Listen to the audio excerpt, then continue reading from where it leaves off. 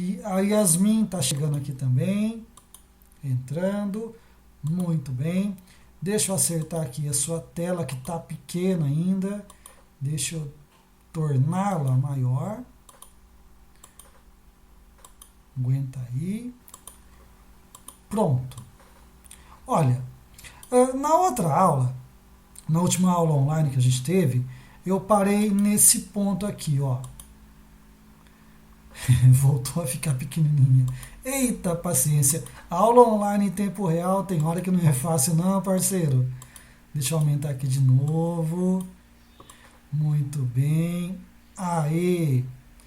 E eu parei aqui ó, no Isaac Newton na última aula. E te falei que o Newton descobriu que a mesma força que faz com que as coisas caiam para o chão, né, que é a força gravitacional ou a força da gravidade, mantém também os planetas em órbita em torno do Sol. Beleza? Porque o nosso assunto agora se chama iluminismo. Tá? Estamos falando aqui de um momento da história, lá no século XVIII, tá bom?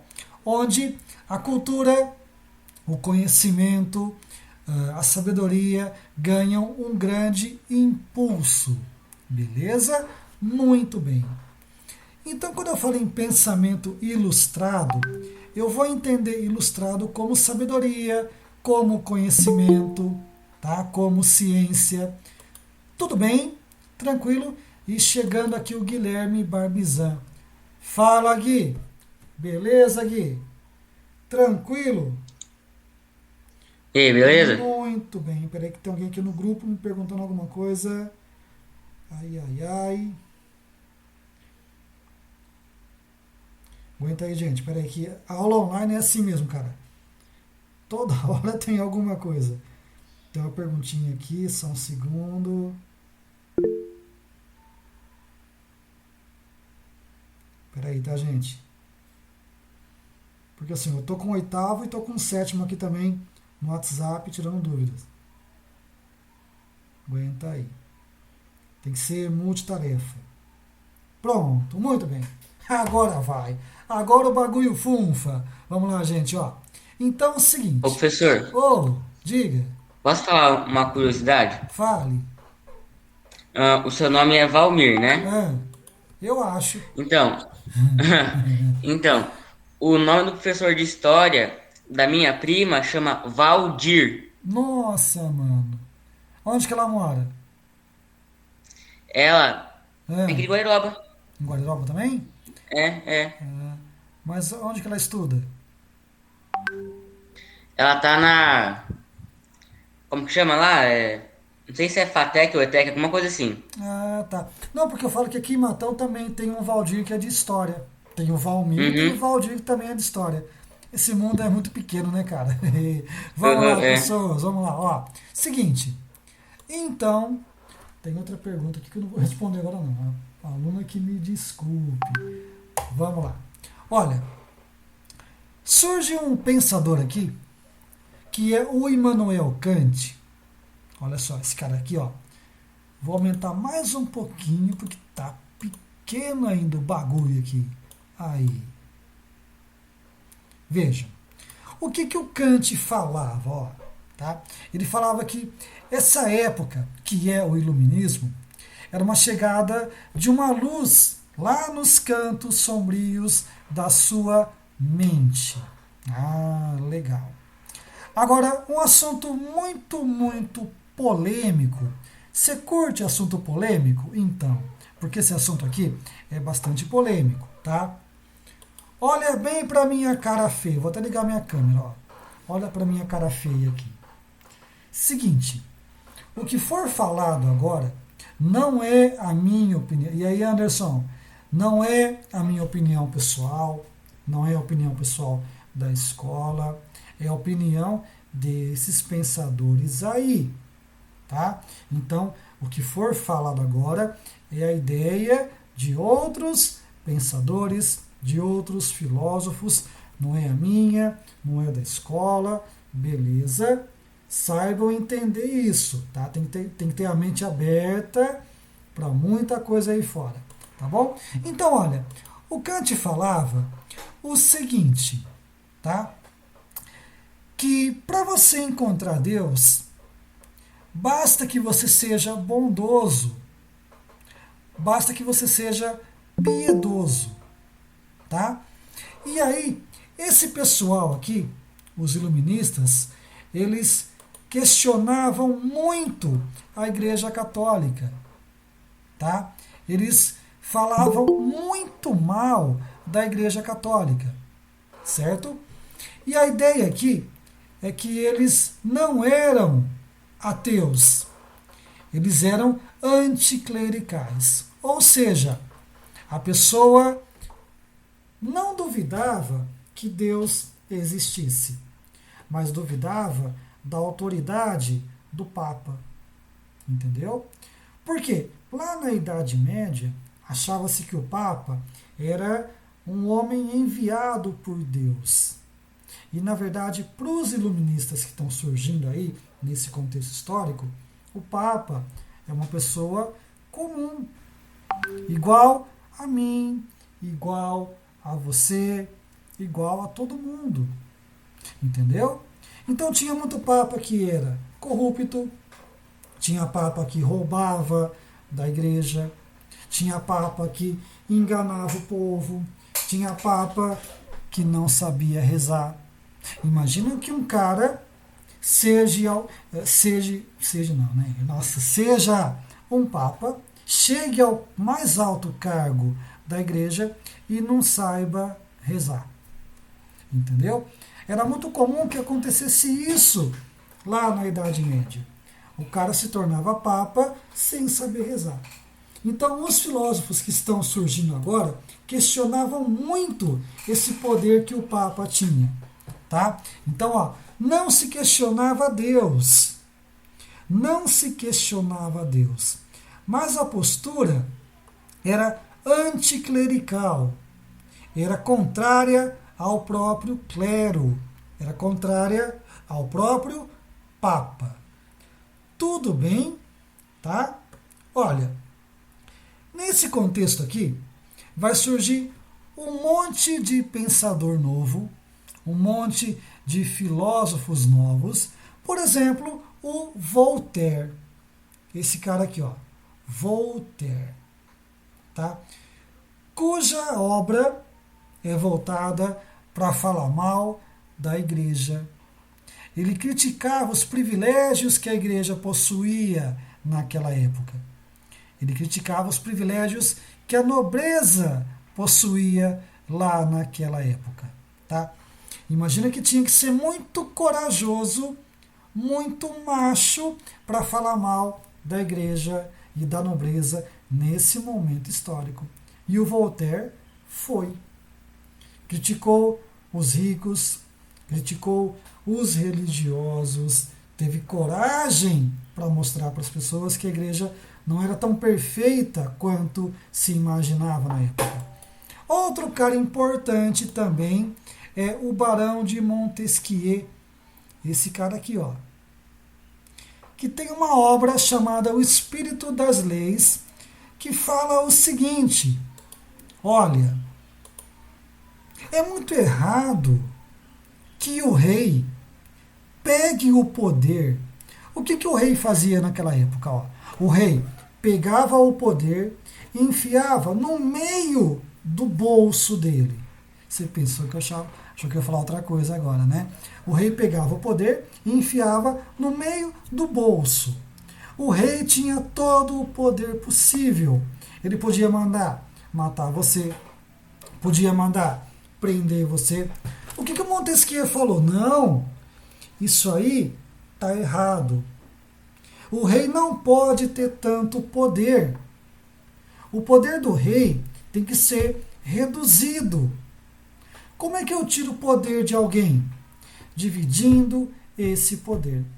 Então Montesquieu criou uma teoria que falava assim: todo o poder deve ser dividido em 3 instâncias: executiva, judiciária e legislativa. E isso funciona até hoje. Por exemplo, vamos pensar aqui em um presidente, Bolsonaro. O presidente é o chefe do executivo. Os deputados e senadores são chefes do legislativo. E o Supremo Tribunal é o grande chefe do judiciário. Por que isso acontece? Para que o rei ou para que o presidente não tenha tanto poder. No município, na cidade, quem é o chefe do executivo? Prefeito. E do legislativo? Os vereadores. E do judiciário? O fórum, os tribunais, enfim. Você me entendeu? Por que é que funciona assim? Para que o líder não tenha todo o poder enfiado no meio das mãozinhas dele. De boa? Quem propôs essa teoria? Esse cara aqui, ó, o Barão de Montesquieu. Em qual obra? O Espírito das Leis. L'Esprit de Loi em francês. Tá bom? Tranquilo? Um outro cara importante. Opa, volta aqui, folha. Onde é que você vai? É o Jean-Jacques Rousseau. O Rousseau falava o seguinte: todo homem nasce bom. Eu não concordo com isso. Eu acho que está errado.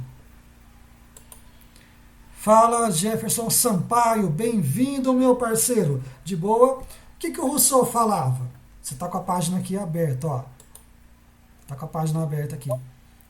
O Rousseau falava o seguinte: o homem nasce bom. O que estraga o homem é a sociedade. O homem nasce naturalmente bom e se torna mal quando num contexto social. Olha, eu não concordo com isso. Já vou falar agora. Eu acho que ninguém nasce nem bom nem mal. Você se transforma em bom ou mal ao longo da sua vida. Nasceu um bebê, vai ser ruim, joga fora.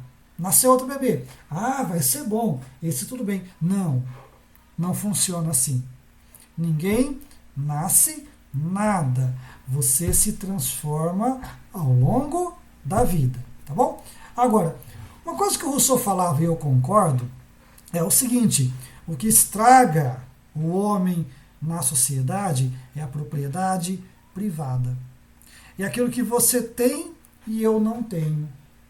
Você tem um carrão, mora na mansão, então você é melhor do que eu. Não é assim que funciona? Não é assim que funciona? Infelizmente, você olha para o médico, tem valor, legal. Olha para um lixeiro, não tem valor. Não é para ser assim. Mas para o Rousseau é assim que funciona. Concorda? Então, a posse privada de alguns bens te torna diferente de mim. O cara tem um iPhone 49, ele é bom. O outro tem um Motorola. Então é porcaria. Não dá nem atenção para ele. É assim que funciona ou não é? A gente tem a tendência de dar valor para quem tem mais dinheiro, para quem tem cargo melhor. Médico é Deus, garçom não é nada. Não é assim que funciona? E isso, tanto para mim quanto para o Rousseau, estavam errados. Tá? Porque o que diferencia você do outro na atual sociedade é a posse de certos bens. Tá bom? Muito bem. Outro cara importante, na verdade, dois caras importantes que são o Denis Diderot, esse cara aqui, e o Jean de Ron d'Alembert. Mano, pensa aí, dois caras muito loucos. Qual foi a ideia dos dois malucos aí? Estamos falando aqui de século XVIII, 1700 e bolinha, né? O que os caras criaram na época? A enciclopédia.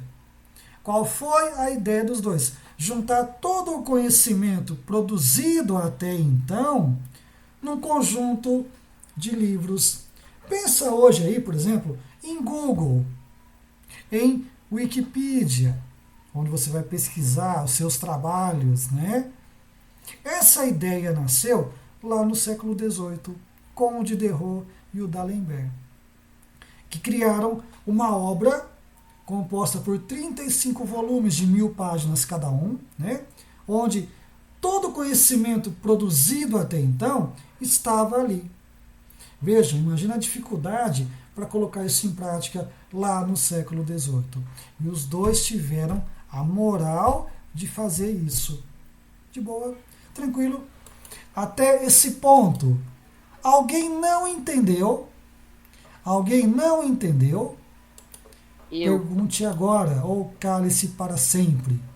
Aliás, ó, eu vou dar um print na minha tela para a chamada. Dá só um segundinho aí. O professor está Pronto. gravando. Oi? Pergunta de O novo. professor está gravando. Tô gravando. Vai para a internet, vai para o YouTube. Vai todo mundo ficar youtuber milionário mais tarde, hein? Mais tarde eu mando o link para vocês. Assistir pelo YouTube. Não é nada. A internet aqui de casa tá mais ruim do que, olha. Olha, então. A sua aí, Não é igual a minha. a sua é de quanto? Quantos mega? 100. 100 mega? Então, a minha aqui é de 200. E também tá horrível. Tá horrível a minha internet hoje. Muito bem. Voltando aqui, ó. Uma outra ideia importante aqui. Eu sei que esse assunto é complicado, é um assunto hardcore, é um assunto difícil, mas dá atenção pro tiozão aqui, ó. Liberalismo econômico. Vejam só. Surge um montão de pensador aqui que vai falar o seguinte, ó. Por exemplo, um cara importante chamado o Adam Smith, né? Que publica um livro chamado A Riqueza das Nações. Legal. O que o Smith falava? Não é Will Smith, por favor, hein, cara? É Adam Smith, tá bom? Ele falava o seguinte, ó. O Estado, o governo, não deve interferir na economia. Esse pensamento dele é chamado de pensamento liberal, ou liberalismo econômico, que acontece quando o Estado não interfere na economia, certo?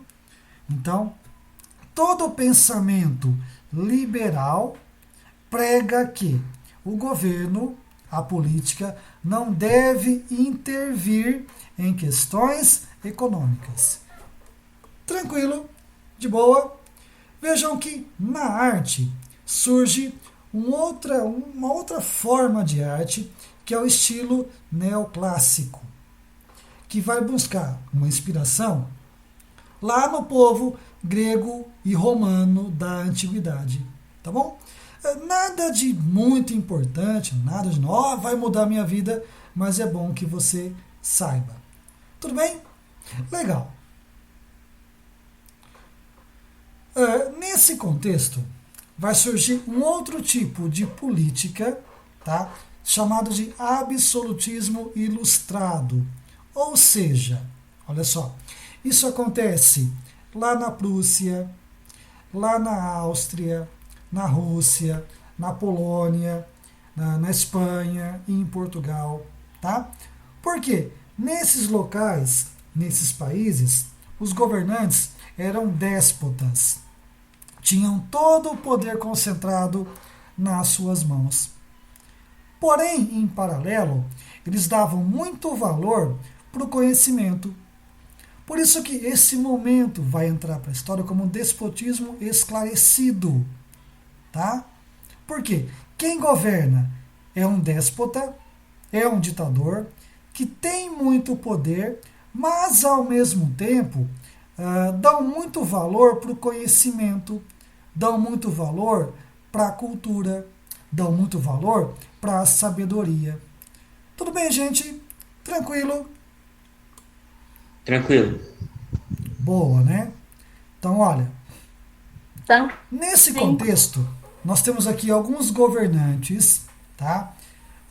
Por exemplo, ó, o Frederico II vai governar a região da Prússia, onde hoje é a Alemanha. Então, ó, Frederico II governa a Prússia, região da Alemanha hoje, tendo todo o poder do mundo nas suas mãozinhas, mas também dando muito valor para o conhecimento.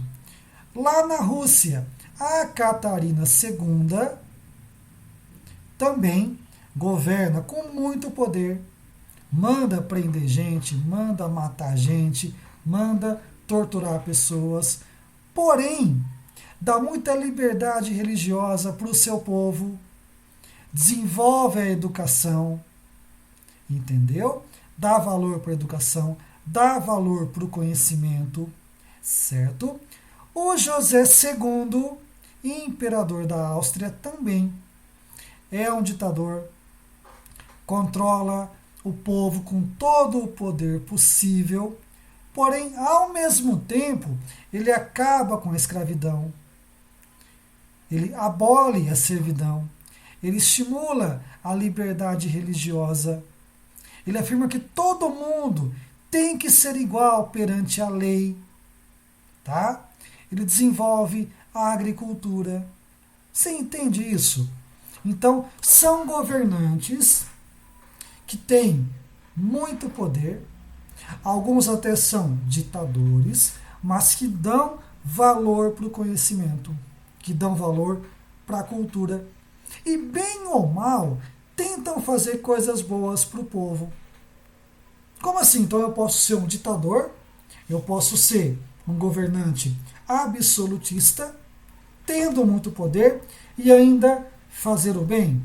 Alguns conseguem, outros não, tá? Se é que você me entende. Tem cara que tem muito poder aí e não ajuda o povo e deixa o povo morrer aos milhares, mas enfim, esse é papo para outra aula. Muito bem, né? Né, Gui? Não é, Guilherme? Tem cara que tem muito poder, que governa como quase um ditador, só que o povo está morrendo, as pessoas não estão Não tá nem aí, né? vendo, não estão dando importância, tá? Ou seja, não é porque você tem poder, e tem muito poder, que você faz o bem para o povo, né? Enfim, só aqui em Matão, nós temos 60 pessoas internadas na UTI. Só aqui em Matão, tá? De ontem para hoje, 5 morreram. 5. De ontem para hoje. É muita gente. Eu tive Covid, minha esposa teve, meu filho teve, mas lá no começo. Hoje tem muita gente internada, tem muita gente morrendo e dá um certo medo em todo mundo, né? Lógico que dá muito medo. Bom, enfim. Na Espanha e em Portugal também temos exemplos, tá? Por exemplo, né? O Carlos III é um grande líder que vai desenvolver a sua região, mas também é um ditador, também é um déspota, mas que dava valor para o conhecimento, dava valor para a educação, tá? Lá em Portugal, vai ter o Marquês de Pombal, que foi um ministro lá do Dom José I, que vai transformar a economia, vai intervir na economia, vai intervir na igreja, tá? Olha, e aí temos um assunto muito importante aqui. Muito importante e muito polêmico, né? E vocês têm liberdade para dar a opinião pessoal de vocês, que é o seguinte. Nós vimos que, nesse ponto da história, o conhecimento tem importância, a filosofia tem importância, o pensamento tem importância, mas a mais importante questão da época não foi debatida. A mais importante questão da época não foi discutida. Justamente a questão da escravidão. O Brasil continuou tendo escravos, Portugal continuou tendo escravos. E nesse momento histórico, qual era a condição para alguém ser escravo? Cor da pele. algo que eu acho totalmente irracional. O que é que a cor da pele tem a ver com caráter, tem a ver com condição econômica? Como é que eu posso transformar alguém em escravo só porque o tom da pele é mais escuro? Qual o problema nisso? Nenhum. Nenhum. Mas se você fosse um negro naquela época, você provavelmente seria escravo também. Algo que eu acho totalmente fora da casinha, cara. Cor da pele é só a cor da sua pele e mais nada. Ninguém é melhor ou pior por ser branco ou negro. Ninguém é melhor do que ninguém. Tá? É a mesma coisa que a cor do cabelo, né? Não diferencia nada. Exatamente. Não influencia em nada. É só a cor do cabelo, é só a cor dos olhos, é só a cor da sua pele. Não tem mais a ver com nada, com caráter, com postura, com comportamento. É só a cor da sua pele. Mas se você fosse um negro nesse ponto da história, você inevitavelmente seria um escravo. Algo que eu considero assim, cara, cavernoso, tenebroso, cabuloso, chame do que você quiser. Nada justifica uma pessoa escravizar a outra. Nada justifica. Nada. Nada justifica você tirar a liberdade de outra pessoa. Tá? Não há argumentos para isso. E ponto final. Que lindo, cara! Eu tô quase. Mas é verdade. Você pode zoar o quanto você quiser. Mas é o que eu acho. O que eu acho. Nada justifica, tá bom? Enfim, não importa que a época era uma época de pensador ou de filósofo, enfim, ninguém deu importância, ninguém se importou com o negro, ninguém se importou com o escravo. Tá? Então, conhecimento, sabedoria, pensamento, filosofia, só vale quando você coloca essa ideia em prática. Senão não adianta esse montão de livro aí, ó, se você não exercer o que você aprende. Tudo bem? Legal, né? Vamos lá. Olha, então você vê aqui, ó, retratos, né? Retratos não, né? Pinturas de Catarina II da Rússia. Aqui, o José II da Áustria. Tá bom? Muito bem. Olha só. Vou deixar uma atividade para vocês entregarem na próxima semana. E vou colocar aqui, ó, no grupinho de WhatsApp as questões e as páginas, tá bom? Deixa eu aqui abrir meu WhatsApp. Espera aí. Oitavo. Professor. Oh, diga. Professor. Oh, Pode falar, amigo. Sabe e aquela atividade que você tinha passado, que era 15 e 16, só que você tinha passado a página errada? Então, ali, você pode fazer ou a que eu passei ou a que eu corrigi depois, não tem problema. Aqui acho que o meu livro aqui não está igual ao de vocês. Mas ainda é para fazer aquela, né? Sim, se não entregou, faça e entregue. Porque assim, teve o recesso, aí deu uma desandada aí, mas entrega. Quem não entregou, manda agora. Beleza? Eu fiz a 15 a 16, só que da página 24. Você falou Pode que ser. não é da página... Não, pode ser. Eu vou entender. Tá bom? Então tá. Então, ó, vou pôr no chat eu aqui, também ó, fiz assim, professor. a tarefa de vocês para ser entregue. Peraí, que eu escrevi errado. Apagar para todos. Muito bem. Foi apagado. Ó, atividades. Tá no grupo.